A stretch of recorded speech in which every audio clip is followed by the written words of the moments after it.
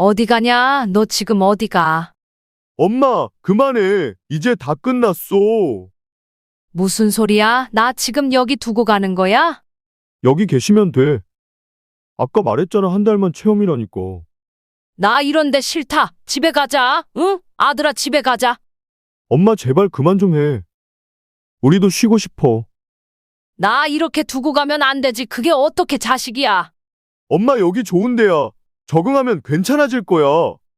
부탁인데, 제발 여기서 잘 지내줘. 나중에 다시 올게. 가지 마. 제발 나 버리지 마라. 아들은 왜 엄마를 버리고 도망치듯 나가는 걸까요? 엄마가 저렇게도 슬피 우는데 어떤 잘못을 했길래 버리고 도망가는지 이해가 안 되는데요. 과연 오늘은 어떤 사연일지 지금부터 시작합니다. 구독과 좋아요, 알림 설정 눌러주시면 빠르게 사연 받아보실 수 있습니다. 안녕하세요. 경기도 화성시에 사는 73세 김명자입니다. 저는 젊은 시절 읍내에서 작은 분식집을 운영했습니다. 떡볶이와 김밥이 맛있다고 동네 학생들 사이에서 소문이 나서 늘 북적이던 가게 덕에 웃을 날이 많았어요. 70이 넘은 지금은 몸도 마음도 지쳐만 갑니다. 결혼 생활은 평탄하지도 유별나지도 않았습니다. 그냥 그 시절 사람들처럼 주어진 일하며 자식 하나 잘 키우며 그렇게 살았습니다. 사는 동안 큰 욕심 없었고 가진 것에 감사하며 지냈죠. 남편은 말수가 적었지만 성실했습니다. 이른 새벽에 나가서 저녁 늦게야 들어오곤 했습니다. 나는 도시락을 싸고 빨래를 하고 뒤따라 나가 장바구니를 들고 오기도 했습니다. 함께 밥을 먹으며 말을 아끼는 사람 옆에서 오늘 시장에서 무슨 일이 있었는지, 옆집 김씨 아주머니가 또 무슨 얘기를 했는지를 나 혼자 말하고 나 혼자 웃고 그래도 좋았습니다. 비 오는 날에는 괜히 걱정돼서 창문만 바라보다가 문 열리는 소리에 안심했고, 명절 때면 식탁 위 반찬수를 한 가지라도 더 늘리려고 새벽부터 일어나 움직였습니다. 사소하고 소박했던 일상이었습니다. 그러던 어느 날 몸이 무거운 상태에서도 배달을 나갔습니다. 돈을 더 벌겠다고, 아들에게 부담 주기 싫다고 그런 말도 했던 기억이 납니다. 그때만 해도 그 모든 일상이 오래오래 이어질 줄 알았습니다. 별다를 것 없이 흐린 겨울 저녁이었습니다. 바람이 불고 먼지가 잔뜩 낀 골목 사이로 스쿠터 소리가 작게 들렸습니다. 남편은 그날도 일감을 마저 끝내고 오겠다고 말했고 평소보다 조금 늦게 나섰습니다. 그날 밤 집으로 걸려온 전화는 평생 잊히지 않을 목소리였죠. 병원 응급실, 의식 없이 누워있는 남편의 모습은 처음 보는 것처럼 낯설었습니다. 눈도 뜨지 않았고 손끝 하나 까딱하지 못했으며 의료기기 소리만이 방 안을 채우고 있었습니다. 뺑소니였다고 했습니다. 사람을 치고 달아났다고 했고 가해자는 끝내 잡히지 않았다고 했습니다. 그 순간부터 모든 게 정지된 것처럼 느껴졌습니다. 누구를 원망해야 할지도 몰랐고 무엇을 해야 할지도 막막했습니다. 의사 말로는 회복 가능성은 거의 없다고 했습니다. 심장은 뛰지만 의식은 없는 상태. 뇌는 대부분 손상되어 스스로는 깨어나지 못할 거라고 했습니다. 처음에는 하루도 빠짐없이 병원을 찾았습니다. 새벽 버스를 타고 가서 그 옆에 하루 종일 앉아 있었습니다. 입술이 갈라져 말라가는 모습, 손톱이 자라나는 걸 깎으며 이걸 살아있다고 해야 하나. 생각이 꼬리를 물었습니다. 병실 창문으로 햇빛이 들어오면 오늘은 조금 나아질까 싶은 마음도 가졌지만 1년이 지나고 또 몇 해가 지나도 달라지는 건 없었습니다. 기계음과 조용한 숨소리. 그 사이를 버티며 지낸 시간이 어느덧 10년. 중간에 한 번은 큰 폐렴으로 의사가 각오하라고 했던 적도 있었습니다. 그때도 지나갔고 또다시 병상에 누운 모습만 남았습니다. 어느 순간부터 제 마음도 무뎌지기 시작했습니다. 병원 냄새도 익숙해졌고 간병인의 얼굴도 새로울 게 없었죠. 그러던 어느 봄날 갑자기 심장이 멈췄습니다. 의식은 없었지만 살아는 있던 사람. 그 사람이 이제는 완전히 멀어진 겁니다. 슬픔보다 조용한 허전함이 더 컸습니다. 그동안 저 혼자만 살아있던 것 같았는데 이제는 그조차 사라진 느낌이었습니다. 제가 마지막 숨을 결정지었다는 생각이 마음 한켠에 눌러 앉았습니다. 병원에서 나온 날 비닐봉투 하나 들고 집에 돌아와 신문지 덮인 상 위에 가만히 앉아 있었습니다. 멍하니 창밖만 바라보다가 해가 지는 걸 보고서야 일어났습니다. 장례를 치른 뒤 몇 날 며칠을 멍한 상태로 지냈습니다. 해가 떴는지도 모르고 밥을 먹었는지도 기억나지 않고 누구 얼굴도 선명하지 않았습니다. 어느 날 저녁 무렵 식탁에 앉아 있는데 전화가 왔습니다. 화면에 익숙한 이름이 떴고 잠깐 숨을 고른 뒤 통화 버튼을 눌렀습니다. 엄마, 이제 그 집 정리하고 올라오세요. 수원에 방 따로 만들어 놨어요.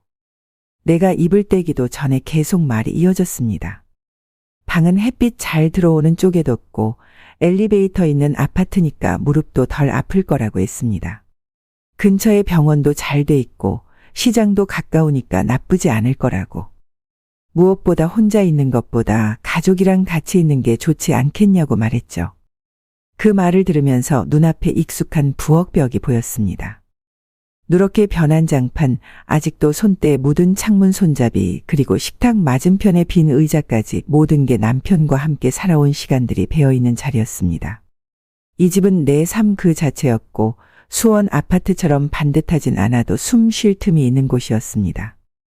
혼자 있는 게 쓸쓸할 때도 있었지만 낯선 공간에서 어색하게 살아가는 것보다는 나았어요. 입을 열었습니다. 난 그냥 여기가 편하다. 아무리 좋아도 새 집은 낯설고 정 안 붙더라. 아들은 잠깐 말을 멈췄다가 알겠다고만 짧게 대답했습니다. 그 뒤로 전화를 끊고 나니 어쩐지 마음이 시린 느낌이 들었습니다. 창밖을 보니 바람에 마른 잎이 흔들리고 있었고 집안은 평소보다 더 조용해진 것 같았습니다. 그날 이후부터 아들의 연락은 눈에 띄게 줄었습니다. 처음엔 3주에 한 번씩 전화도 오고 과일이나 반찬 담은 통을 들고 왔습니다. 손주들도 같이 와서 뛰어놀고 방 안에서 웃음소리가 들리기도 했습니다. 그럴 땐 부엌에 서서 설거지를 하다가도 미소가 나왔습니다. 다 큰 아이들이지만 어릴 때랑 다르게 여전히 나를 보고 달려드는 모습은 반갑기 그지없었습니다.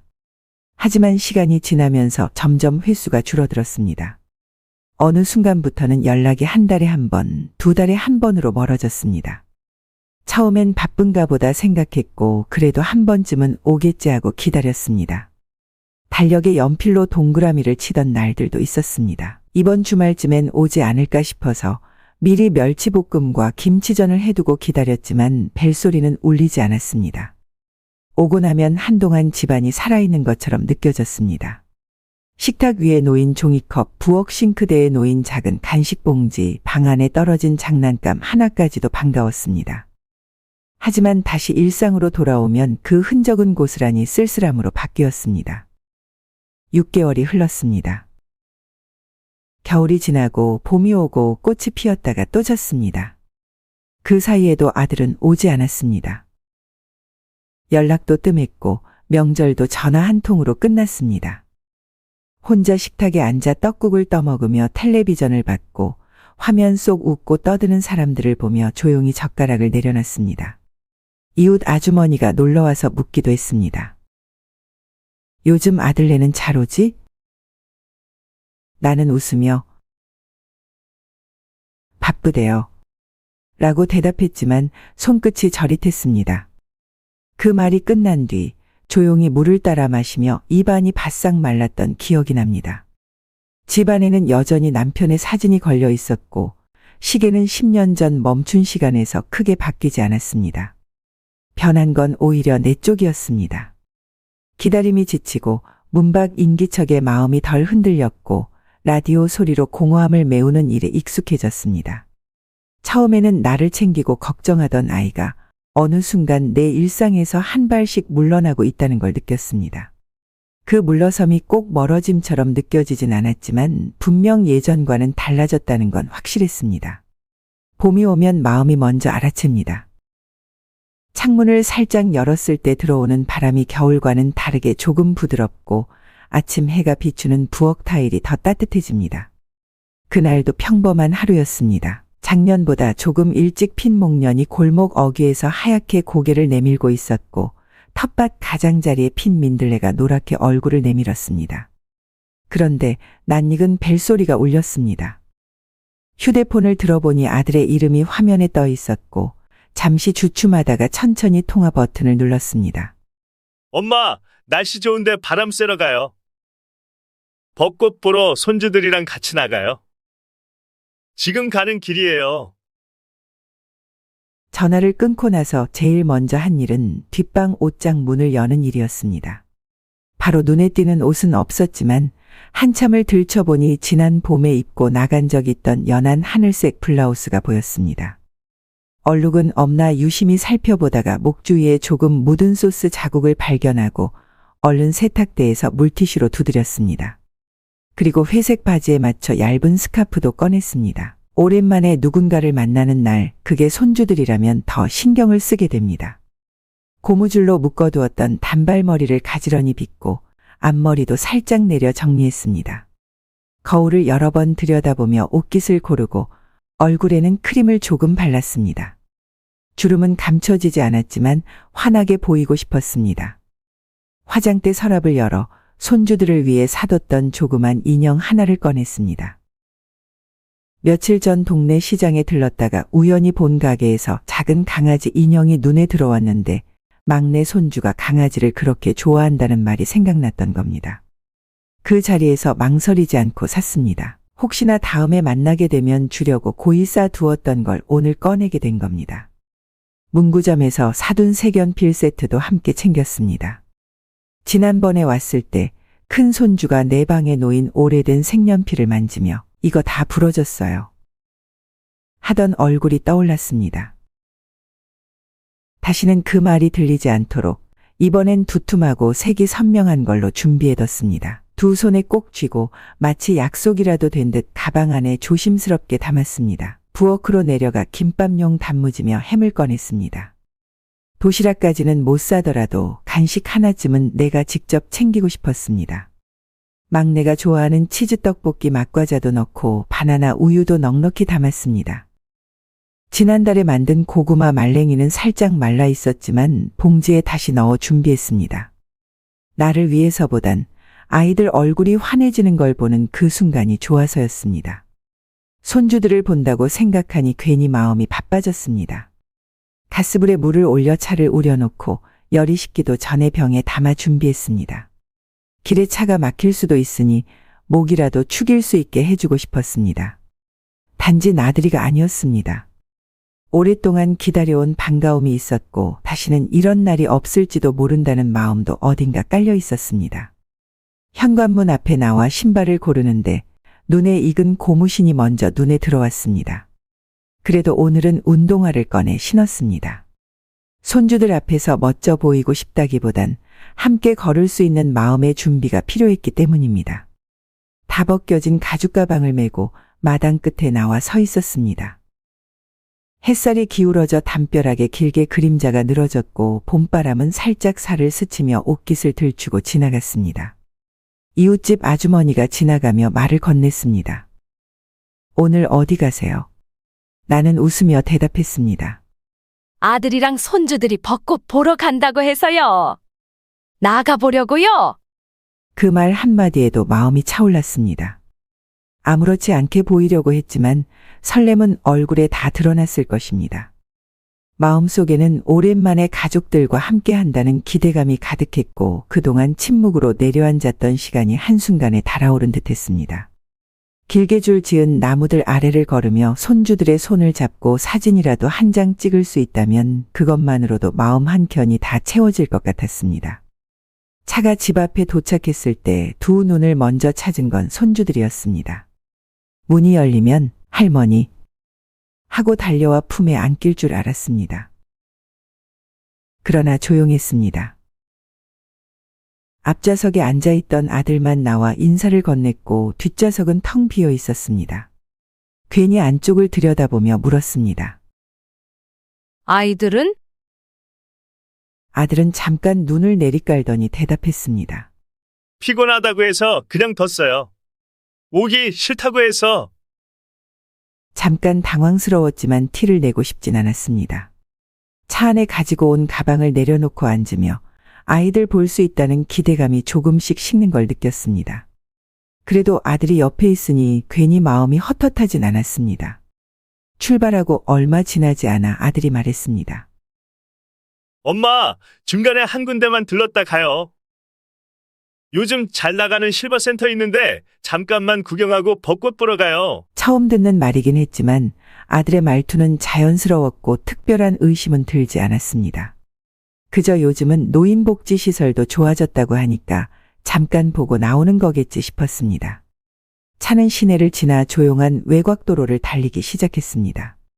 논두렁 사이를 지나는 길이 이어졌고 가로수엔 연두빛 잎이 조금씩 올라오고 있었습니다. 차창 밖 풍경은 봄이 한창 피어나고 있다는 걸 말해주고 있었습니다. 하지만 차 안은 생각보다 조용했습니다. 예전 같았으면 길가에 핀 꽃 이야기도 하고 손주 얘기도 나왔을 텐데 오늘은 아들도 별말 없이 운전에만 집중하고 있었습니다. 간간히 라디오 소리만이 공기를 채웠고 그 소리마저 귀에 잘 들어오지 않았습니다. 차는 어느 순간 조금 넓은 언덕길로 방향을 틀었습니다. 도로 끝자락엔 봄날 실버케어 센터라고 적힌 작은 표지판이 보였고 담벼락 너머로 하얀 건물 지붕이 살짝 보였습니다. 입구 쪽엔 튤립과 펜지가 줄지어 피어 있었고 벤치 몇 개가 가지런히 놓여 있었습니다.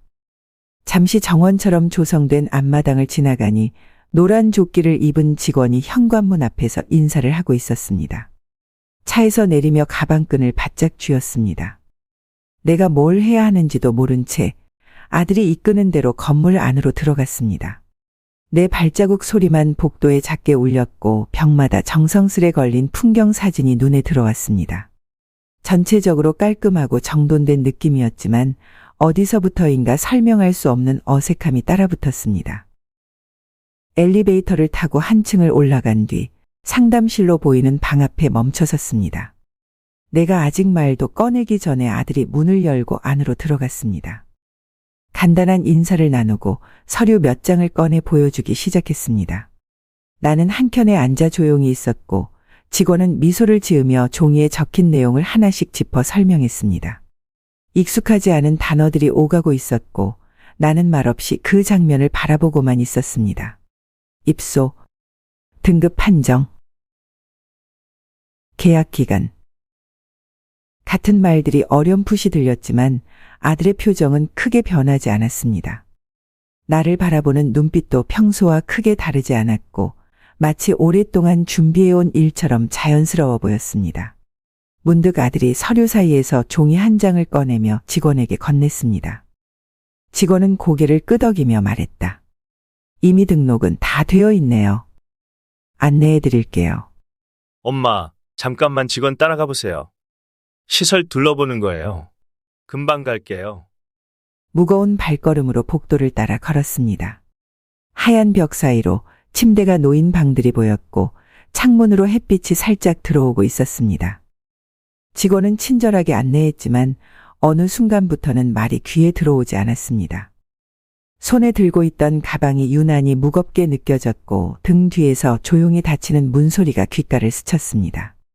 문이 닫힌 뒤 다시 돌아갈 수 없다는 느낌이 확실히 다가왔습니다.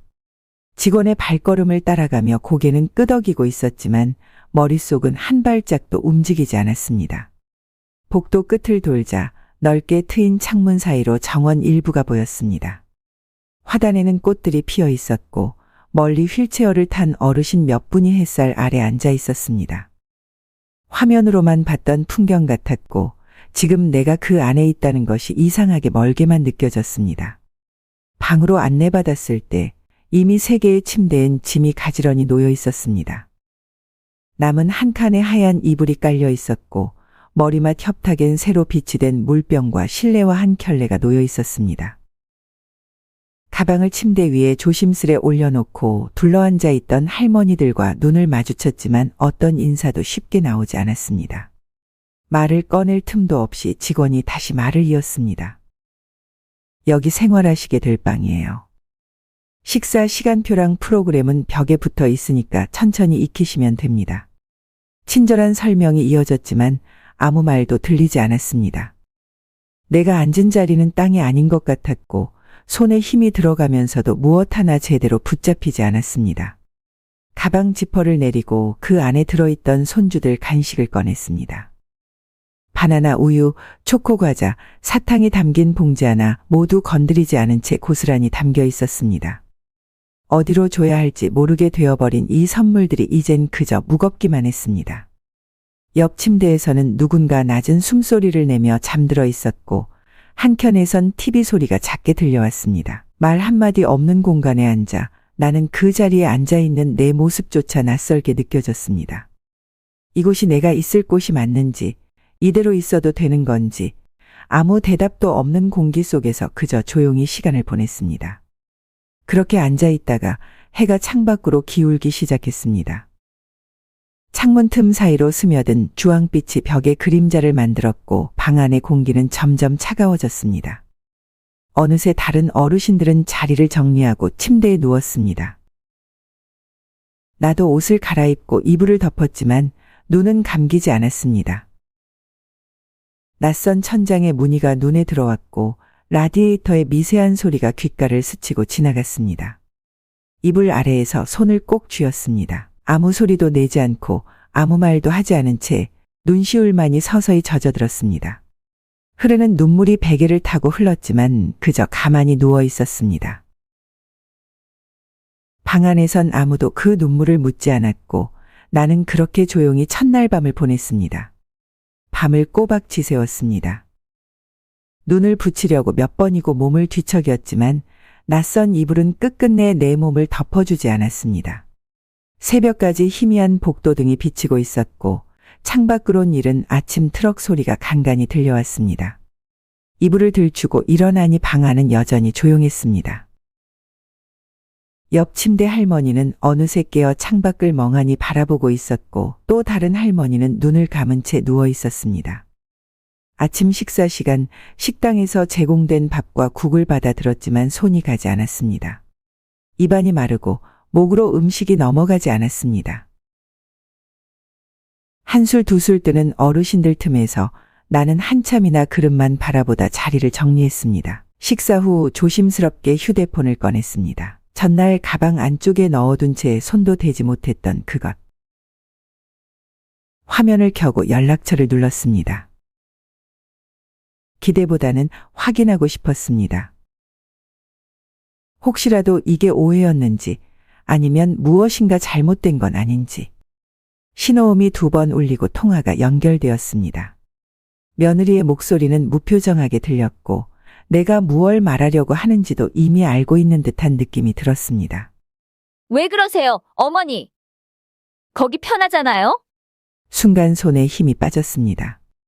불편한 침대, 낯선 공기, 함께 지내는 이들의 말 없는 눈빛, 아무것도 편한 게 없었지만 말끝을 쉽게 이을 수 없었습니다. 통화 속 목소리는 조금 더 단호해졌습니다. 저희가 얼마나 신경 써준 건지 아세요? 아버님 장례 치르시고 어머니 혼자 두는 거 마음 아파서 이런 결정한 거잖아요. 저희도 할 만큼 했어요. 뒷말은 흐릿해졌고 통화는 짧게 끝났습니다. 전화기를 천천히 내려놓으며 마음 안에 작은 구멍이 하나 더 생기는 것 같았습니다. 편한 곳이라는 말이 이렇게 낯설 수 있다는 걸 처음 느꼈습니다. 한마디 설명도 없이 하루아침에 낯선 공간에 놓여진 이 마음을 누구에게 말해야 할지도 막막했습니다. 복도로 나와 천천히 걸었습니다. 벽엔 알록달록한 공예품과 어르신들이 그렸다는 그림이 붙어 있었습니다. 햇빛이 스며드는 창가에서 한 분은 책을 넘기고 있었고 한 분은 조용히 졸고 있었습니다. 그들 사이에 앉아 있어도 이곳은 나와 무관한 풍경처럼 느껴졌습니다. 요양보호사 한 분이 청소도구를 정리하며 내 옆을 지나갈 때 용기를 내어 말을 꺼냈습니다. 저 여기 있을 사람이 아닌데요. 저는 그냥 잠깐 온 줄 알았거든요. 그 말에 요양보호사는 짧게 웃으며 대답했습니다. 다들 그때 오셨어요. 익숙해지실 거예요. 말투는 부드러웠지만 그 안에는 더 이상 설명도 설득도 없는 담담함이 묻어 있었습니다. 수많은 사람이 이곳으로 와서 비슷한 말을 했고 결국은 받아들였다는 뜻이겠죠. 그 말이 끝나자 복도에 발자국 소리만 남았습니다. 뒤돌아서며 느껴지는 감정은 복잡했습니다. 억울함, 당황스러움, 그리고 서운함까지 뒤섞여 발걸음을 무겁게 했습니다. 이해할 수 없는 상황 속에서 내가 지금 어떤 입장인지조차 알 수 없는 나날이 시작되고 있었습니다. 방으로 돌아와 침대에 앉았습니다. 창문을 바라보다 고개를 떨궜습니다. 마치 이 공간이 여기 살아야 할 사람과 그렇지 않은 사람을 나누는 듯한 분위기 속에서 나는 어느 쪽에도 속하지 못한 채 앉아 있었습니다. 침대맡에 놓인 가방을 다시 열어보니 전날 미처 꺼내지 못한 사탕 봉지가 아직 그대로 있었습니다. 포장을 벗기지 못한 채 마음 한구석에 자리 잡은 낯설음만 더 짙어져 갔습니다. 며느리와 통화를 한 날 다시 잠을 이루지 못한 채 아침을 맞았습니다. 불 꺼진 복도는 여전히 조용했고 이불 안에서도 몸은 좀처럼 편해지지 않았습니다. 가끔 지나가는 요양보호사의 발자국 소리만 바닥을 울릴 뿐 말 한마디 나눌 수 있는 사람조차 없었습니다. 그렇게 며칠이 흘렀습니다. 말을 섞는 일도 무언가를 요구하는 일도 조심스러웠습니다. 그저 정해진 시간에 밥을 먹고 TV가 켜지면 멀뚱히 화면만 바라보다 다시 방으로 돌아오곤 했습니다. 그 방, 내 자리가 있는 곳에는 나 말고도 3명이 있었습니다. 그중 한 분이 박할머니였습니다. 처음엔 서로 말이 거의 없었습니다. 하지만 어느 날 내가 아무 말 없이 한숨을 쉬며 창밖을 오래 바라보았을 때 조용히 옆에서 말을 건넸습니다. 괜찮아요. 누구나 이곳에 오면 한동안 그렇게 되지. 처음엔 다들 버려졌다고 생각해요. 근데 우린 버려진 게 아니에요. 살아남은 거야. 그 말이 끝나자 참았던 무언가가 무너졌습니다. 목이 따끔거렸고 눈가가 젖어들었습니다. 울음이라는 건 꼭 큰일이 벌어졌을 때만 나오는 게 아니더군요. 그 말 한마디에 지난 며칠의 외로움, 억울함, 황당함이 쏟아지듯 올라왔습니다. 주먹만큼 가슴 속에 뭉쳐있던 것이 조금씩 풀리는 기분이 들었습니다. 박할머니는 내 울음을 모른 척해주듯 조용히 시선을 창밖으로 돌렸습니다. 그저 그렇게 한마디 건넨 것뿐인데 마음이 흔들렸습니다. 단순한 위로나 착한 말이 아니라 이곳에서 오래 버틴 사람의 무게가 실린 말이었습니다. 며칠을 더 지내며 나는 이 방에 뭔가 이상한 점이 있다는 걸 느끼기 시작했습니다. 처음엔 단순히 적응이 안 돼서 그런가 생각했습니다. 하지만 자꾸만 반복되는 장면들 앞에서 무언가 분명히 다르다는 생각이 들었습니다. 방 한쪽에 계신 할머니 한 분은 아침부터 계속 옷을 꺼내 들었습니다. 이미 잠옷 위에 2겹을 입은 상태였지만 옷장이 열릴 때마다 또 옷을 꺼내 몸에 덧입었습니다. 옷은 늘어났고 얼굴에는 땀이 맺혔습니다. 요양보호사가 다가가 말렸지만 말끝이 올라가기 무섭게 다시 또 옷장을 열었습니다. 나 아직 안 나간다니까? 이 옷 입어야 돼. 안 입으면 혼나. 말투는 단호했고 눈빛은 어딘가 초조해 보였습니다. 그 모습을 보며 괜히 가슴이 뻐근했습니다. 그 행동은 습관이 아니라 어떤 두려움에서 비롯된 것처럼 보였습니다. 또 다른 침대 쪽에 계신 분은 보호사가 다가가기만 하면 손을 내젓거나 소리를 질렀습니다. 무엇을 물어보든 싫어, 하지 마, 건들지 마 라는 반응이 먼저 나왔고 때로는 손짓이 날카로워지기도 했습니다. 요양보호사는 익숙하다는 듯 몸을 피했고 표정에는 피로가 담겨 있었습니다. 처음엔 이분이 성격이 까다로운가 싶었지만 반복되는 반응 속에서 무언가 이상함이 느껴졌습니다. 식사 시간에도 그 2분은 말을 거의 섞지 않았고 누군가 말을 걸어도 대답은 흐릿했습니다. 같은 방인데도 각자 다른 시간에 사는 사람들 같았습니다. 같은 공간에 있지만 같은 세계에 속해 있다는 느낌이 들지 않았습니다. 나는 점점 이곳이 일반 병실이 아니라는 생각이 들었습니다. 정확히 무엇이 이상한지 설명하긴 어려웠습니다. 하지만 분명한 건 여긴 단순한 요양시설이 아니라는 것이었습니다. 무언가를 모르고 들어온 느낌. 마치 중요한 사실 하나를 감추고 나를 이 안에 넣은 듯한 기분. 아무리 생각해봐도 나와 상황이 너무 달랐습니다. 내가 말하는 걸 또박또박 알아듣는 사람은 거의 없었고 누군가와 이야기를 하려 해도 대화가 길게 이어지지 않았습니다. 처음엔 여기서는 다들 조용히 지내는구나 생각했지만 시간이 갈수록 소통이 되지 않는 사람들이란 걸 느꼈습니다. 며칠 전 복도에서 한 어르신이 나를 붙잡고 말했습니다. 나 외출해야 돼. 오늘이 엄마 제삿날이야. 안 가면 큰일 나. 손목을 꽉 잡는 손길이 떨리고 있었고 그 눈빛은 두려움에 가득 차 있었습니다. 직원이 다가와 부드럽게 손을 떼어내며 안내했지만 나는 가슴 한가운데 어딘가가 무너지는 기분이 들었습니다. 여긴 단순히 노인들을 돌보는 곳이 아니었습니다. 그제야 확신이 들었습니다. 이곳은 치매 병동이었습니다. 이해하려 했습니다. 혹시 내 상태를 누군가 오해했을 수도 있겠다. 아니면 행정적인 실수일 수도 있겠다 싶었습니다. 하지만 아무리 생각해도 나는 정상이었습니다. 날짜도 기억했고 새끼 식사 시간도 정확히 알고 있었고 주변에 무슨 일이 벌어지는지도 또렷이 파악하고 있었습니다. 내가 치매에 걸렸다고 믿을 수 있는 이유는 어디에도 없었습니다. 어느 날 목욕 순서가 되어 이름이 불렸고 직원의 안내를 따라 세면실로 향했습니다. 탈의실 한쪽에서 나와 동갑쯤 되어 보이는 요양보호사와 마주쳤습니다. 친절한 표정으로 수건을 건네며 말을 건넸습니다. 그 순간 나는 그 사람의 얼굴을 똑바로 바라봤습니다. 이곳에서 처음으로 이야기를 들어줄 수 있는 사람을 만났다는 생각이 들었습니다. 그리고 조용히 입을 열었습니다. 저, 여기 오긴 했는데요. 저는 치매가 아니에요. 어쩌다 보니 이렇게 왔는데 사실 저는 기억도 다 또렷하고 스스로 다 할 수 있어요. 말을 하면서 목이 말라왔고 얼굴이 달아올랐습니다. 다급하거나 화가 난 것도 아니었습니다. 그저 설명하고 싶었습니다. 오해를 풀 수만 있다면 뭐든 할 수 있을 것 같았습니다. 요양보호사는 수건을 접던 손을 잠깐 멈추고 나를 바라봤습니다. 내가 조심스레 말을 꺼냈을 뿐인데 당황이 얼굴에 그대로 드러났고 손에 들고 있던 수건이 잠깐 멈춰졌습니다. 어르신, 죄송한데 이곳에 오실 땐 보호자분이 관련 서류 다 준비하셨어요. 치매 진단서 같은 것도요. 그 말씀이 사실인지 저희가 어떻게 믿겠어요? 요즘 그런 얘기 하시는 분들 정말 많거든요. 단호한 건 아니었지만 분명히 선을 긋는 말투였습니다. 내가 오해받고 있다는 것에 마음이 흔들리긴 했지만 그보다 더 강하게 올라오는 건 그럴 수도 있다는 현실이었습니다. 이곳에선 보호자가 제출한 서류가 전부였고 눈앞에 살아있는 사람이 무슨 말을 하든 증거가 없으면 믿지 않는 구조.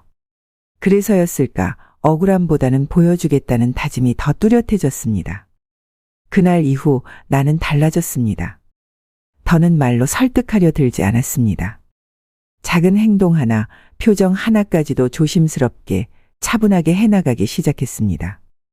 아침마다 일찍 일어났습니다. 대부분 어르신들이 일어나기 전 미리 세수하고 옷을 갈아입고 방 정리를 스스로 했습니다. 요양보호사에게 도움을 청하지 않고 스스로 움직이며 필요한 것은 직접 챙겼습니다. 첫 며칠은 아무도 눈길을 주지 않았지만 시간이 흐를수록 시선이 바뀌기 시작했습니다. 식사 시간엔 늘 내 자리 주변부터 정리했습니다. 음식을 흘리신 어르신이 있으면 휴지를 가져다 드렸고 국을 쏟은 분이 있으면 보호사를 부르기 전에 수저를 먼저 닦아드렸습니다. 내가 자리를 비운 사이에도 누군가 내 이야기를 하고 있다는 느낌이 들 만큼 다른 어르신들도 조용히 나를 바라보는 시간이 늘었습니다. 무엇보다 나를 증명한 건 책이었습니다. 보호자에게 받았던 물품 중에 얇은 수필집 한 권이 들어있었고 그걸 침대 맡 협탁에 올려두었습니다. 매일 점심 이후 시간을 정해 한두 장씩 읽었고 작은 노트에 글을 옮겨 적었습니다. 책 속 문장을 따라 쓰고 거기에 내 생각을 간단히 덧붙였습니다. 그게 하루 이틀, 일주일, 열흘 어느새 노트는 절반이 넘게 채워졌습니다. 처음엔 아무도 관심 없었지만 요양보호사 한 명이 청소 중에 우연히 그걸 보고 말을 걸었습니다. 어르신, 이거 다 쓰신 거예요? 나는 조용히 고개를 끄덕였고 책장을 한 장 넘겨 보여주었습니다. 거기엔 책 제목과 날짜, 내가 느낀 점이 또박또박 적혀 있었습니다. 글씨는 삐뚤했지만 의미는 분명했습니다. 또 한 번 인지력을 보여줄 수 있는 기회가 있었습니다. 같은 병실에 계신 박 할머니가 복도에서 넘어졌을 때였습니다. 당황한 요양보호사가 도움을 청하려 뛰어가려 했고 나는 누구보다 먼저 할머니의 팔을 잡고 바닥에서 머리를 보호했습니다. 그 다음 물컵을 챙겨오고 보호사에게 알렸습니다. 그날 오후 다른 요양보호사들 사이에서 그 어르신 좀 다르다 는 이야기가 나왔다는 말을 간접적으로 들었습니다. 또 한 번은 점심 식사 메뉴가 바뀌었는데 안내가 누락되어 몇몇 어르신들이 반찬을 손대지 않고 있었습니다. 나는 배식 전 스피커에서 들은 내용을 떠올리고 직접 설명했습니다. 오늘은 고기 대신 콩조림이 나옵니다. 바뀐 거니까 걱정 마세요. 간단한 안내였지만 그걸 또렷하게 기억하고 전달한 사람이 아무도 없었던 터라 보호사가 내게 고개를 끄덕였습니다. 그렇게 한 달이 흘렀습니다. 말로는 설득할 수 없던 현실을 나는 행동으로 증명했습니다. 핸드폰을 사용하는 모습, 카카오톡으로 지인에게 안부 인사를 보내는 손놀림, 손주 사진을 확대해 보여주며 설명하는 나의 말투, 작은 행동 하나하나가 이곳에서 보기 드문 기억의 증거가 되어갔습니다. 한 달이라는 시간이 흐르면서 내 일상은 조금씩 달라졌습니다. 말이 아닌 행동으로 보여준 그 시간 동안 나를 대하는 사람들의 태도 역시 변했습니다. 식사 시간이면 자연스럽게 다른 어르신들에게 수저를 챙겨주게 되었고 복도에서 길을 헤매는 분이 있으면 손을 잡고 방까지 데려다 드리기도 했습니다. 책상 옆 노트에는 벌써 책 3권의 독후감이 적혀 있었고 요양보호사 중 한 명은 가끔 내가 읽은 책 제목을 적어가기도 했습니다. 그리고 어느 날 낯익은 보호사가 내게 조용히 말을 건넸습니다. 어르신, 오늘 오후에 원장님이 좀 뵙자고 하셨어요. 무슨 일인지 묻기 전에 그 사람의 얼굴에 어색한 미소가 살짝 떠올랐습니다. 무언가 달라졌다는 예감은 확실했습니다. 점심을 마치고 안내를 받아 사무실 쪽으로 향했습니다. 병원 복도를 지나는 동안 익숙했던 풍경이 그날따라 다르게 느껴졌습니다. 눈에 들어오는 것 하나하나가 뚜렷했고 그동안 이 공간을 어떻게 지나왔는지 떠올리게 만들었습니다. 사무실 문 앞에 도착해 문을 열자 단정한 회색 정장을 입은 중년의 원장이 자리에서 일어나며 손짓했습니다. 책상 너머로 조심스레 다가가 앉자 원장은 서류 몇 장을 한쪽으로 밀어놓으며 말을 꺼냈습니다. 제가 얘기 들었습니다. 어르신께서 요즘 책도 읽고 노트도 쓰시고 직원들도 다 놀라고 있어요. 솔직히 말씀드리면 저희도 처음엔 그렇게 생각하지 못했습니다. 말을 아끼며 조심스럽게 이어지는 그 설명 속엔 지금껏 이 요양원이 나를 어떻게 바라봤는지가 담겨 있었습니다. 누군가가 내 이름으로 무언가를 결정했고 그 결정 하나로 내 인생이 통째로 이 공간에 옮겨졌다는 것. 말로 듣는 것보다 그 표정과 말투에 묻어있는 무게가 더 크게 와닿았습니다. 원장은 책상 위에 올려놓은 차잔을 내 쪽으로 살짝 밀었습니다. 그리고 아주 조심스럽게 물었습니다. 어르신, 어떻게 하셨으면 좋겠어요? 지금 여기 계신 게 힘드신 거죠? 혹시 다시 돌아가실 집은 있으신가요? 그 물음 앞에서 말문이 막혔습니다. 처음 이곳에 들어왔을 땐 당연히 돌아갈 수 있다는 마음이 있었습니다. 하지만 시간은 내 생각보다 더 빠르게 흘렀고 그 사이 많은 게 변해 있었습니다. 고개를 살짝 숙인 채 숨을 고르며 마음속을 정리했습니다. 돌아갈 집이 있는지 없어진 건 아닌지 정리되었는지조차 알지 못한 채 여기까지 왔습니다. 내 손에 남아있는 건 단 하나, 작은 핸드폰과 그 안에 남겨진 번호 몇 개뿐이었습니다. 집이 있었는데요. 확인은 안 해봤어요. 근데 아들이 이 집을 팔자고 한 적이 있었거든요. 혹시 모르죠? 그 말에 원장은 표정을 굳히진 않았지만 깊은 눈빛으로 고개를 끄덕였습니다. 사실을 알고 있다는 눈빛이었고 그저 내 입으로 확인해 주기를 기다렸던 것 같았습니다. 급하게 결정하실 필요는 없어요. 다만 어르신이 원하신다면 저희도 도와드릴 수 있어요. 지금 상태라면 어르신 의사로 움직일 수 있습니다.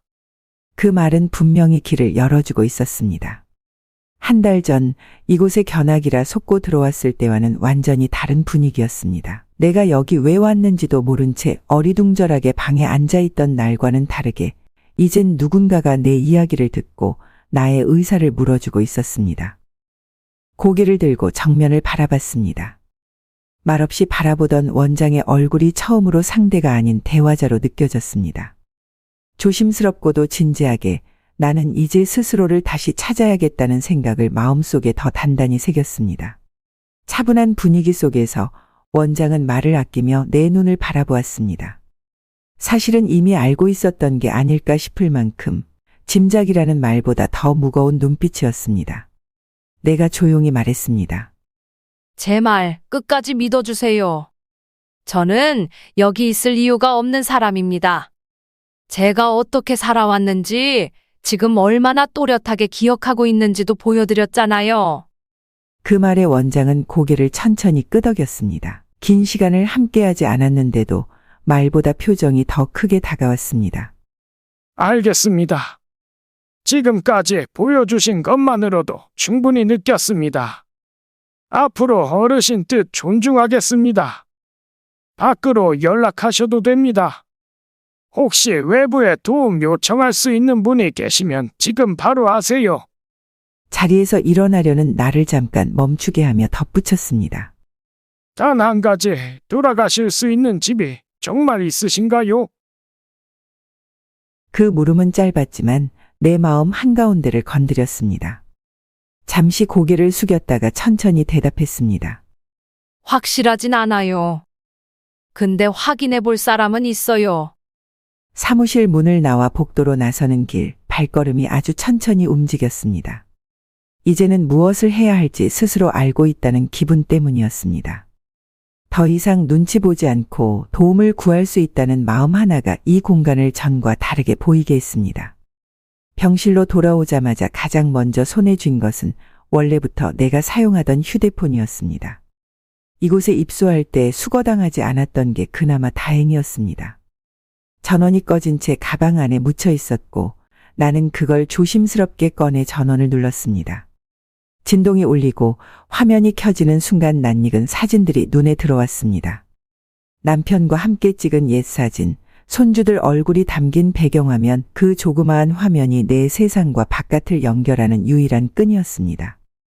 번호 목록을 열고 손끝으로 천천히 스크롤을 내렸습니다. 아가씨라고 저장된 이름. 남편의 여동생. 어릴 적부터 조용하고 묵직한 성격이었고 장례식 이후엔 거의 연락이 끊긴 사이였지만 지금 이 순간 믿을 수 있는 사람이라면 그뿐이었습니다. 전화 연결음이 2번 울리고 통화가 이어졌습니다. 작은 침대 위에 앉아 휴대폰을 붙든 손에 힘이 들어갔고 상대방의 목소리가 흘러나오는 순간 모든 소리가 멀어졌습니다. 언니! 진짜 언니 맞으세요? 익숙한 그 말투에 눈가가 뜨거워졌습니다. 숨을 고르고 짧게 인사한 뒤 지금 내가 있는 위치, 이곳에 오게 된 과정, 아들과 며느리가 했던 말과 행동, 그리고 무엇보다 내가 지금 어떤 상황에 처해 있는지를 하나하나 설명했습니다. 상대는 말을 잇지 못하다가 이내 침착하게 대답했습니다. 언니! 제가 직접 요양원으로 갈게요. 통화를 마친 뒤에도 한동안 휴대폰을 손에 쥔 채 앉아 있었습니다. 무거웠던 숨이 조금씩 내려앉았고 마음속 깊은 곳에서 오랜만에 살아있다는 느낌이 올라왔습니다. 더는 누군가의 결정에 휘둘리는 존재가 아니라 내 힘으로 다시 나를 증명해낼 수 있다는 확신이 조용히 자리 잡기 시작했습니다. 창밖에 불어오는 바람이 커튼을 스치며 방 안에 들어왔고 나는 고개를 들고 하늘을 바라보았습니다. 전화통화 다음 날 아침 병실 문이 열리고 익숙한 얼굴이 들어왔습니다. 햇살에 눈이 잠깐 부신 틈을 타들어온 모습이 어쩐지 꿈처럼 느껴졌습니다. 긴 머리를 뒤로 묶고 손에는 작은 가방을 든 채 조심스럽게 다가왔습니다. 남편의 여동생. 수년 만에 보는 얼굴이었지만 눈빛만은 어제처럼 또렷했습니다. 자리에 앉자마자 얼굴을 가까이 들여다보며 말했다. 언니! 정말 언니 맞으세요? 도저히 믿기지가 않아서요. 목소리 듣고도 반신반의했어요. 나는 미소를 지으며 고개를 끄덕였습니다. 손을 마주 잡았고 손끝으로 서로의 떨림이 전해졌습니다. 한참 동안 아무 말 없이 바라보는 사이 아가씨는 입술을 한번 깨물고 말했습니다. 어제 통화하고 바로 민재한테 연락했어요. 어머님 어디 계시냐고 물었는데 엄마가 치매라서 요양원에 모셨다고 하더라고요. 그래서 어디냐고 물었더니 자꾸 얼버무리더니 갑자기 전화를 끊었어요. 그리고 지금까지 연락이 안 돼요. 문자도 안 읽고요. 그 말에 내 손끝이 떨렸습니다. 입안이 바짝 마르기 시작했고 심장 박동이 귓가에 울릴 만큼 커졌습니다. 아들이 나에 대해 어떻게 말하고 다녔는지 상상하긴 했지만 실제로 누군가의 입을 통해 들으니 온몸이 낯선 물속에 빠진 것처럼 무거워졌습니다. 가만히 듣고 있던 아가씨는 숨을 깊게 들이마시더니 덧붙였습니다. 언니, 정말 또렷하시잖아요. 말도 분명하시고 상황 판단도 정확하고요. 이런 분을 치매라고요? 이건 아니에요. 이건 정말 아니죠. 나는 고개를 숙였다가 천천히 들며 말을 이었습니다. 아가씨, 나 부탁 하나만 할게요. 집 장롱 안쪽 서랍에 통장 하나 넣어뒀어요.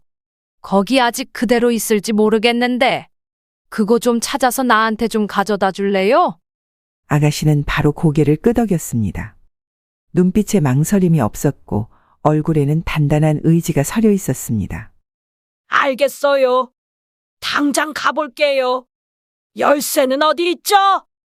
나는 잠시 생각하다 예전에 신발장 아래 작은 바구니 안에 숨겨두었던 비상용 열쇠 이야기를 꺼냈습니다. 늘 혹시 몰라 따로 두었던 그 열쇠가 이럴 때 쓰일 줄은 몰랐습니다. 주소도 열쇠 위치도 다시 설명해 주었고 아가씨는 작은 메모지에 꼼꼼히 적었습니다. 방 안은 조용했고 두 사람의 목소리만 잔잔하게 흘렀습니다. 긴 시간 연락 없이 지냈지만 지금 이 순간만큼은 가장 믿을 수 있는 사람이 앞에 있었습니다. 가족이라는 건 그런 건가 봅니다.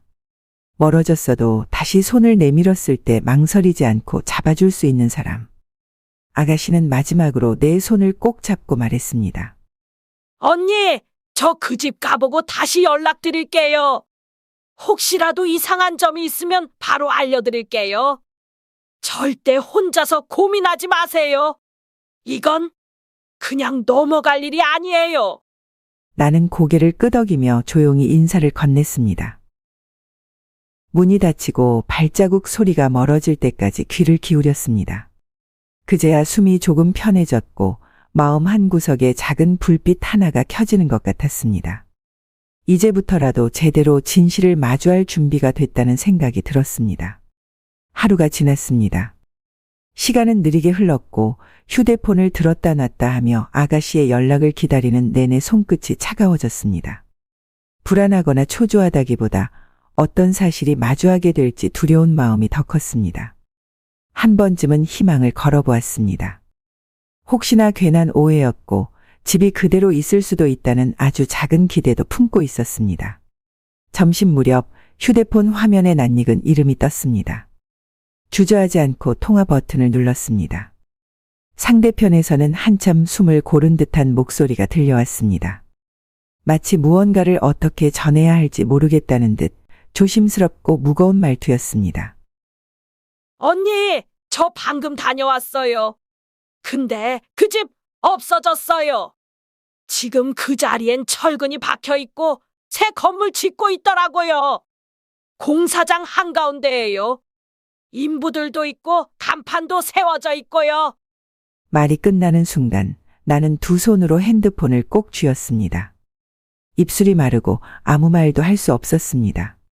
한동안 이어지는 침묵 속에서 아가씨는 계속 이야기를 이어갔습니다.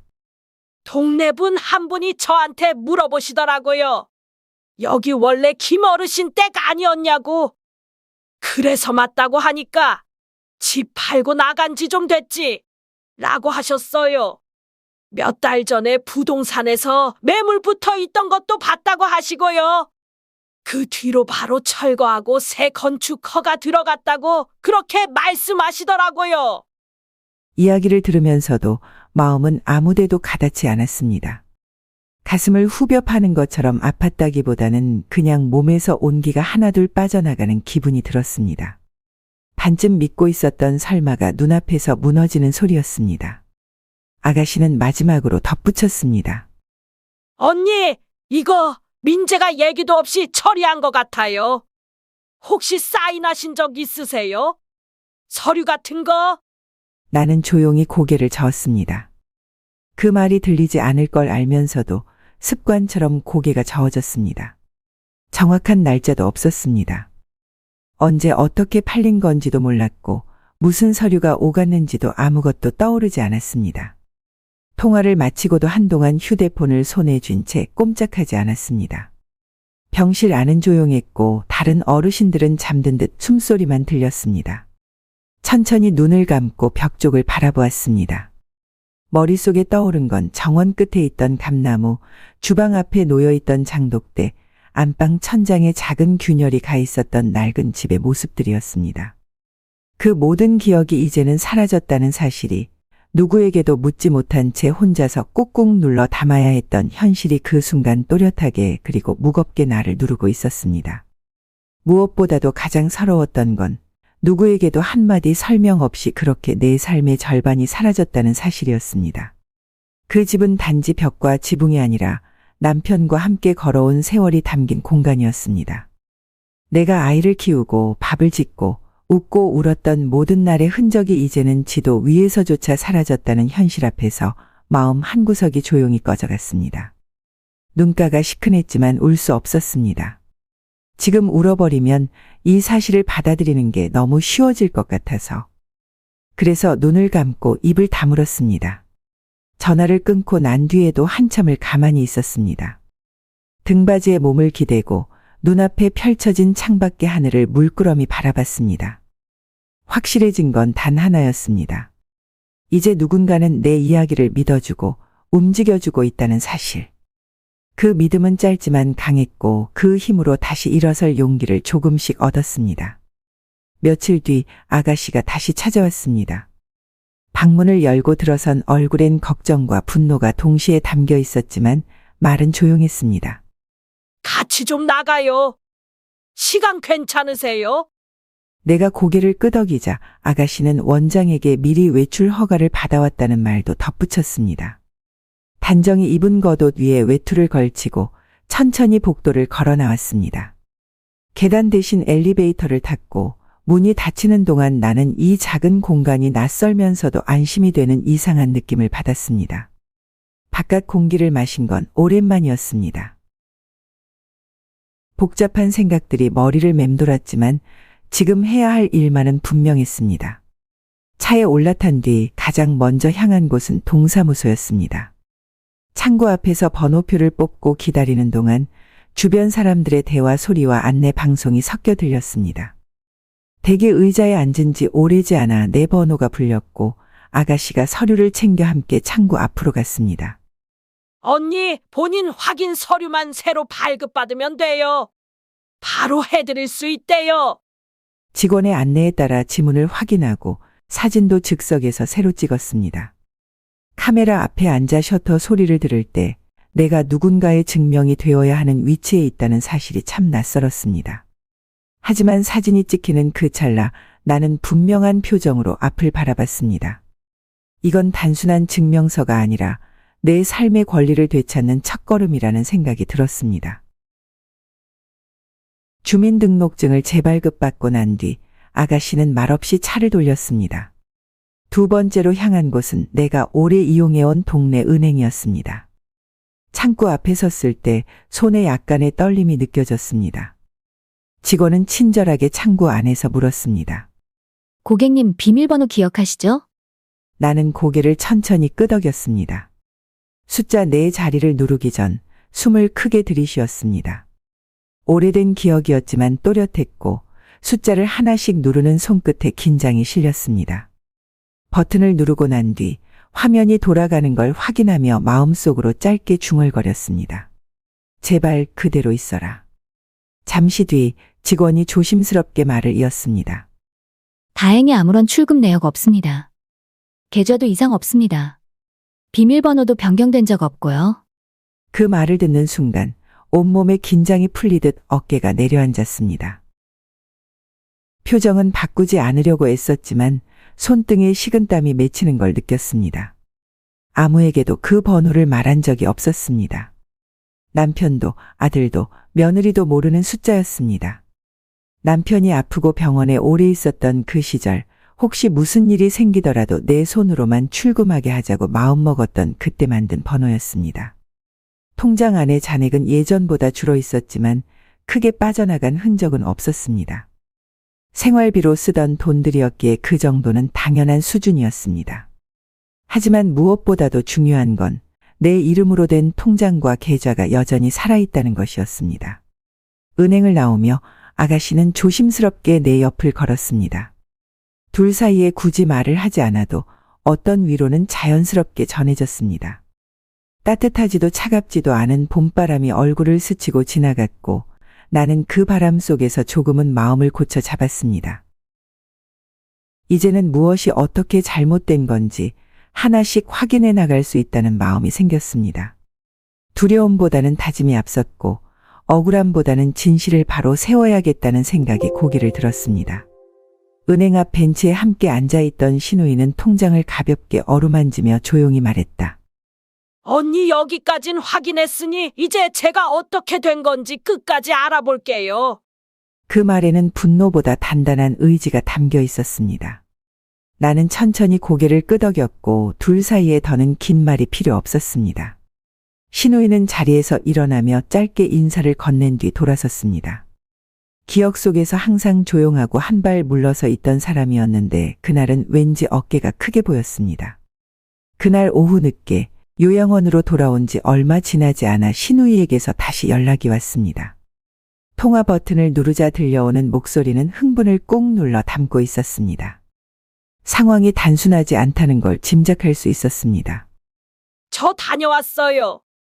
이거 진짜 말도 안 되는 일이에요. 조용히 이야기를 들었습니다. 신우이는 먼저 동네에 있는 부동산부터 들렀다고 했습니다. 그곳에서 집이 팔렸다는 사실은 이미 확인했지만 매매 시기와 이름, 서류 절차까지 모두 정리되어 있었고 매수자 이름은 낯선 법인 명의였습니다. 그리고 그 법인이 아들의 사업자 등록증과 연결돼 있다는 걸 확인한 건 동네 주민의 제보 덕분이었다고 했습니다. 알고 보니 민재가 족발집을 차렸더라고요. 수원 번화가 쪽인데 이미 오픈한 지 꽤 됐고 가게도 커요. 배달 어플이랑 네이버에도 가게 이름이 올라와 있던데요. 리뷰 수천 개에 평점도 거의 만점이에요. 사진 보니까 줄도 서 있던데요. 말이 이어질수록 숨이 점점 가빠졌습니다. 내가 평생을 살아온 집이 그렇게 팔려나간 돈으로 새로운 인생을 시작하고 그 위에 다른 삶이 아무렇지도 않게 세워져 있다는 사실을 상상하는 것만으로도 숨통이 조여오는 듯했습니다. 신우이는 가게 근처까지 직접 가봤다고 했습니다. 안쪽에서 일하는 아들의 모습도 직접 봤다고, 예전보다 얼굴도 좋아졌고 몸도 좋아졌다고 말했습니다. 솔직히 말씀드리면요. 장사 잘 되고 있어요. 가게도 깨끗하고 손님도 많고요. 솔직히 이게 한두 푼 든 사업이 아니잖아요. 집 한 돈 아니면 이런 가게 못 차렸을 거예요. 그 말 끝에 신우이의 목소리가 낮아졌습니다. 그저 확인하는 것만으로도 얼마나 많은 감정이 오갔을지 말하지 않아도 알 수 있었습니다. 근데요, 제가 잠깐 민재한테 말을 걸었는데 정말 뭐랄까 사람이 완전히 달라졌어요. 제가 어머님 이야기 꺼내자 얼굴이 확 굳더라고요. 그리고는 딱 한마디 했어요. 지금 말하지 마세요. 그리고 며느리가 뒤에서 나오더니 그냥 아예 말도 못 꺼내게 하더라고요. 나는 조용히 입술을 눌렀습니다. 무슨 말을 꺼내야 할지도 몰랐고 어떤 감정을 먼저 받아들여야 할지도 몰랐습니다. 하루가 다르게 살얼음 같던 의심이 확신으로 변해가는 순간 내 안에서 무언가가 조용히 깨져나가는 소리를 들었습니다. 민재가 꼼짝도 못하고 살고 있어요. 제가 보기엔 완전히 부인 말에 눌려서 지내는 것 같았어요. 눈치만 보고 제 말에도 제대로 답을 못하더라고요. 통화를 마치고 나서도 한참을 핸드폰을 쥔 채 가만히 있었습니다. 시간이 흐를수록 떠오르는 건 아들의 얼굴이 아니라 내가 혼자 감당해야 했던 낯선 병실, 차가운 식당의 숟가락 그리고 아무도 묻지 않았던 나의 안부였습니다. 조용히 눈을 감았습니다. 장사 잘 된다는 말도 줄이 섰다는 말도 모두 숫자와 화면 속 이야기일 뿐이었습니다. 그 안에 담긴 내 삶의 무게를 아무도 설명해 주지 않았고 아들도 며느리도 내게 묻지 않았습니다. 무엇을 팔았는지, 누구를 버렸는지, 얼마나 큰 대가를 치른 선택이었는지를. 그날 밤 이불을 덮고 누운 채 오래도록 잠이 오지 않았습니다. 침대 위 작은 전등 아래 고요히 흐르는 공기 속에서 마음 한구석이 서서히 굳어지고 있었습니다. 이제는 더 이상 감정에 머무를 수 없다는 생각이 들었습니다. 확실히 해야겠다고 단단히 마음을 먹는 밤이었습니다. 며칠 동안 밤마다 같은 자리에 누워 눈을 감았습니다. 하지만 잠은 오지 않았습니다. 눈꺼풀을 덮어도 자꾸만 떠오르는 얼굴들, 목소리, 풍경이 머릿속을 헤맸고 가슴속 어딘가에서 무겁게 내려앉은 질문 하나가 잠을 밀어냈습니다. 어떻게 해야 할까? 사람답게 살고 싶었습니다. 이해하고 넘기고 시간이 해결해 줄 거라고 믿고 싶었습니다.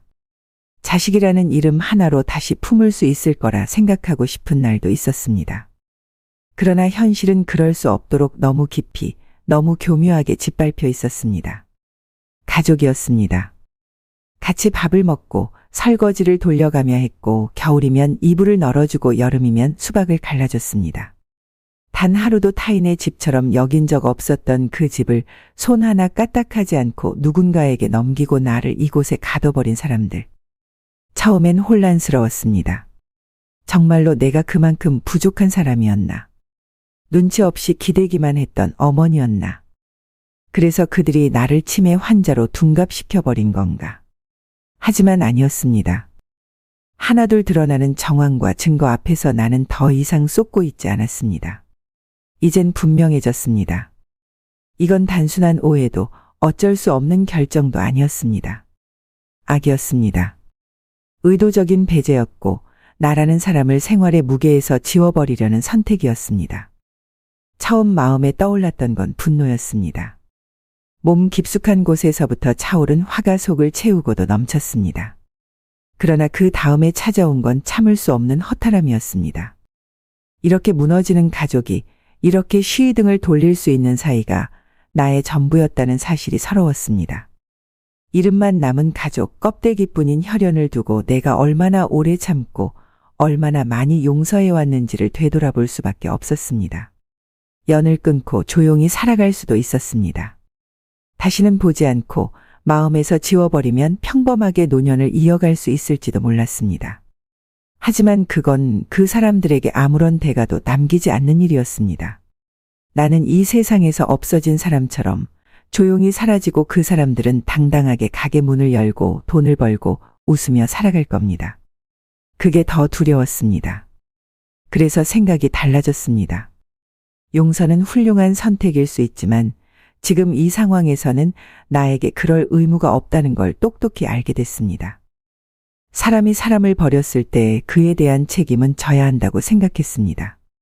이건 상처를 안고 사는 게 아니라 상처를 만든 사람들에게 보여줘야 할 몫이었습니다. 나는 좋은 인간은 못 됩니다. 그들이 생각하는 대로 얌전히 있고 살지 않을 겁니다. 오히려 이제부터는 내가 살아있다는 걸 증명할 겁니다. 조용히, 천천히, 철저하게. 내가 받은 만큼, 아니 그보다 조금 더 무겁게 돌려줄 겁니다. 바로 행동으로 옮길 생각은 하지 않았습니다. 생각만으로는 절대 충분하지 않다는 걸 알았기 때문입니다. 진심을 담되 감정에 휘둘리지 않기로 마음을 굳혔습니다. 이제는 내가 준비할 차례였습니다. 지켜만 보던 시간은 끝났고 나를 지우려 했던 그 사람들이 이제는 나를 외면할 수 없게 만들 계획을 세워야 했습니다. 준비는 조용하게 진행했습니다. 마음속으로 수없이 다짐했고 말이 아닌 행동으로 보여줘야 할 때라는 걸 알고 있었습니다. 더는 억울함이나 분노만으로는 바꿀 수 없었습니다. 정확하게, 또렷하게, 그리고 확실하게. 그게 지금 내가 해야 할 일이었습니다. 요양원 원장에게 가족 상담을 요청했고 장소는 조용한 회의실로 정했습니다. 기자에게는 지역복지 취재라는 명분을 내세워 동석을 요청했습니다. 원장은 홍보에 도움이 될 수 있다며 조심스럽게 동의했습니다. 아들과 며느리에겐 따로 연락을 했습니다. 길게 설명하지 않았고 짧고 단단하게 한마디만 남겼습니다. 얼굴 한 번만 보고 싶다. 식사도 아니고 긴 시간도 아니다. 그냥 한 번만. 나가기 전에 마지막으로 보고 싶다. 며칠 뒤 아들에게서 짧은 답이 왔습니다. 시간 맞춰볼게요. 단 3마디였습니다. 그 말이 들렸을 때조차 마음 한구석이 아프게 조였습니다. 하지만 예상했던 반응이었기에 담담히 받아들였습니다. 드디어 약속한 날이 왔습니다. 회의실에 도착했을 땐 이미 기자가 자리에 앉아 있었습니다. 기자는 내게 밝은 인사와 함께 질문을 건넸고 나는 고개를 끄덕이며 자리에 앉았습니다. 잠시 뒤 문이 열리고 아들과 며느리가 들어왔습니다. 얼굴엔 미묘한 경계심이 묻어 있었고 며느리는 입술을 꼭 다물고 시선을 피했습니다. 아들은 여전히 내가 기억하는 그 얼굴이었지만 그 안에서 나는 더 이상 어떤 믿음도 찾을 수 없었습니다. 기자는 메모지를 꺼내며 조심스럽게 말을 건넸습니다. 어르신, 요양원 생활은 어떠셨나요? 그 말이 끝나자마자 나는 준비한 말을 조용히 꺼냈습니다. 목소리는 떨리지 않았고 눈빛은 흔들리지 않았습니다. 저는 여기에 올 이유가 없었습니다. 치매가 아니라는 걸 직접 보여드렸습니다. 책도 읽고 핸드폰도 사용하고 다른 어르신들 돌보는 일도 했습니다. 하지만 저를 이곳에 데려다 놓은 가족은 제 이야기를 단 한 번도 듣지 않았습니다. 회의실 안은 순식간에 조용해졌습니다. 기자의 펜이 움직이기 시작했고 며느리는 여전히 고개를 들지 못했습니다. 나는 눈을 마주한 아들에게 시선을 옮기고 말을 이었습니다. 나 몰래 집을 팔았지? 내가 평생 살던 그 집을. 그 돈으로 족발집 차렸더라. 리뷰도 좋고 장사도 잘 된다고 하던데. 근데 내가 나한테 했던 말 기억나니? 봄바람 쐬러 가자던 그날 나는 그냥 없어져 버렸지. 눈물이 뺨을 타고 흘러내렸지만 일부러 닦지 않았습니다. 이건 슬픔이 아니라 기록이었습니다. 내가 살아온 삶이 이렇게 끝나버릴 수는 없다는 사실을 남기기 위한 흔적이었습니다. 아들은 말이 없었습니다. 입술을 달싹였지만 끝내 아무 말도 하지 않았습니다. 기자는 그 장면을 빠짐없이 담고 있었고 눈빛이 진지해졌습니다. 기자님, 이게 진짜 요양원의 현실이에요. 외롭고 힘든 사람들 돌보는 곳이 아니라 쓸모없다고 여겨지는 사람들을 가려놓는 곳이 되기도 합니다. 가족이 버릴 수 있다는 걸 이렇게 배웠습니다. 기자는 조용히 고개를 끄덕였고 이내 자리에서 일어났습니다. 그날 저녁 기자는 다시 연락을 주었습니다. 처음엔 단순한 복지 기사로 시작하려 했지만 지금은 친절한 요양원에 가려진 가족의 민낯 이라는 제목이 더 어울릴 것 같다고 했습니다. 며칠 뒤 지역 케이블 방송국의 스튜디오에 조용히 앉아 있었습니다. 카메라가 설치되고 조명이 내 얼굴에 닿는 순간에도 마음 한편은 여전히 조용했습니다. 오랜 시간 눌러온 말들이 하나둘 차오르고 있었고 이젠 세상에 꺼내야 한다는 결심만 남아 있었습니다. 기자는 먼저 간단한 인사와 방송 취지를 설명했고 사회자는 조심스럽게 질문을 건넸습니다. 지금까지 있었던 일들을 담담하게 설명하며 감정에 휘둘리지 않도록 노력했습니다. 화난 표정도 슬픈 표정도 짓지 않았습니다. 오직 사실만 전하자는 마음으로 이야기했습니다. 그러다 마이크가 입가로 가까워졌을 때 말문을 잠시 멈췄습니다. 잠깐의 침묵이 흐르고 나는 차분히 입을 열었습니다. 벚꽃 보러 가자고 했습니다. 봄바람 쐬자고 손주들 만나러 간다며 저를 불렀습니다. 선물도 준비하고 좋아하는 간식도 싸서 나섰습니다. 그런데 그날 저는 요양원에 버려졌습니다. 서류에는 이미 사인이 되어 있었고 저는 제 의사와 상관없이 입소한 상태였습니다. 사회자는 조용히 고개를 끄덕였습니다. 나는 말을 멈추지 않았습니다. 목소리는 떨림 없이 이어졌고 카메라 너머로 세상이 내 말을 듣고 있다는 확신이 들었습니다. 벚꽃 보러 간다던 그날 저는 죽은 사람이 되었습니다. 제 존재는 가족에게서 사라졌고 기억조차 남지 않았습니다. 50년 넘게 살아온 집은 팔려 있었고 저는 치매 환자라 불렸습니다. 짧지만 강한 문장이었습니다. 촬영장 안 공기가 달라졌고 조용히 진행되던 촬영은 그 말 이후 더 집중력 있게 이어졌습니다. 며칠 뒤 해당 방송이 지역 뉴스 특집 코너로 방영됐습니다. 노모를 버린 봄날 가족이라는 이름 아래 감춰진 진실이라는 제목과 함께 짧은 다큐 형식의 구성으로 나의 인터뷰가 그대로 전파를 탔습니다. 영상은 지역 SNS 커뮤니티와 포털 뉴스 페이지를 통해 빠르게 퍼져나갔습니다. 벚꽃 보러 간다며 요양원에 어머니를 버린 가족. 치매가 아닌데 강제로 입소, 진실 밝혀낸 72세 어머니의 용기. 자극적인 제목은 아니었지만 그 안에 담긴 사연이 많은 이들의 마음을 건드렸습니다. 며칠 지나지 않아 동네 사람들의 입에 오르내리기 시작했습니다. 가게 앞을 지나던 주민들 사이에 수군거림이 늘었고 배달 앱 리뷰란에는 전혀 음식과 관계없는 글들이 올라오기 시작했습니다. 어머니를 요양원에 버리고 번 돈으로 차린 가게인가요? 족발은 맛있는데 사람으로서 자격이 있나요? 손님은 돈이지만 가족은 인생입니다. 네이버 플레이스, 배달앱, 블로그, 가게 이름은 실시간 검색어에 오르내리기 시작했고 며칠 전까지만 해도 손님들로 북적이던 족발집 앞은 한산해졌습니다.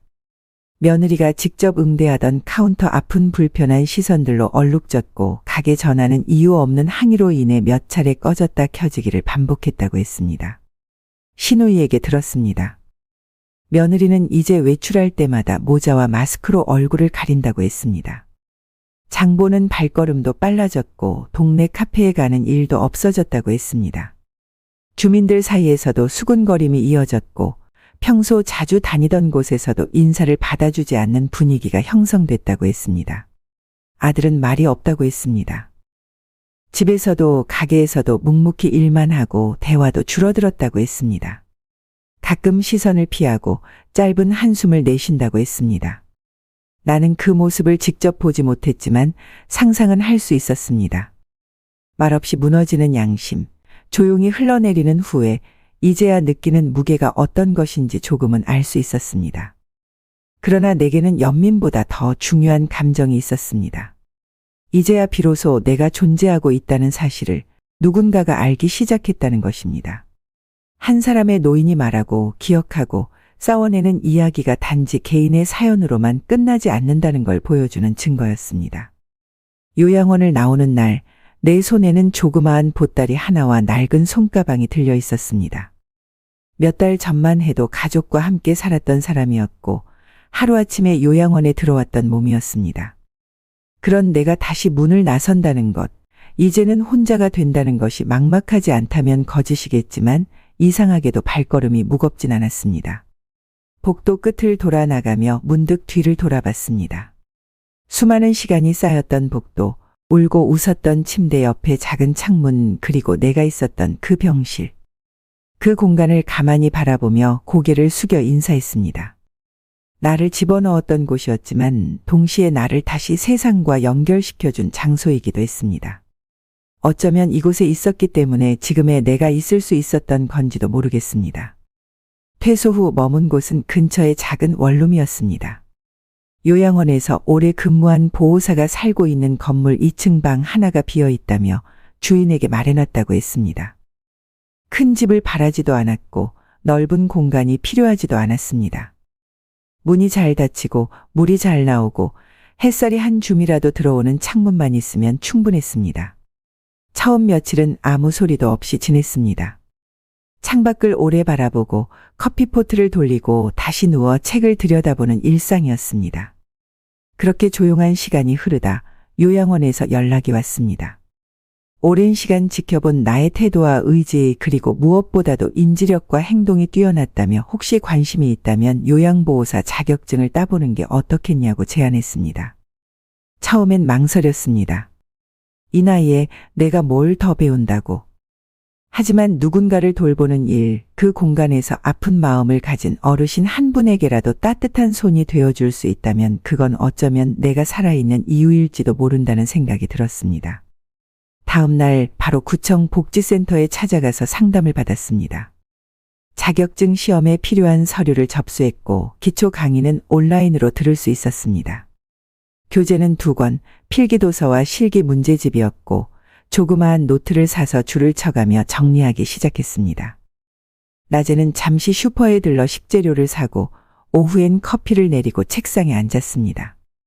볼펜 끝이 종이를 누르는 감각, 형광펜으로 밑줄을 긋는 손끝의 움직임, 그 모든 게 오랜만에 느껴보는 살아있는 감각이었습니다. 자격증 공부는 쉬운 일이 아니었습니다. 노인복지법, 요양보호 기본지침, 윤리강령, 응급상황대처 요령 등 낯선 단어들과 기억하기 어려운 절차들이 가득했습니다. 하지만 글자를 외우는 게 아니라 삶을 다시 정리하는 기분이 들었습니다. 어느새 나는 복습 노트를 만들고 기출문제를 출력해 오답 정리를 하고 있었습니다. 공부 중간에 문득 요양원에서 만났던 박할머니 얼굴이 떠오르기도 했습니다. 나에게 우린 버려진 게 아니라 살아남은 거야 라고 말했던 그분. 이제는 내가 그런 말을 해줄 수 있는 사람이 되고 싶었습니다. 포기하지 말라고, 아직 시작할 수 있다고 말해줄 수 있는 사람이요. 요양원에서는 자격증을 따면 바로 채용하겠다는 의사도 밝혔습니다. 월급은 많지 않지만 일정하고 안정적인 생활이 가능하다고 했습니다.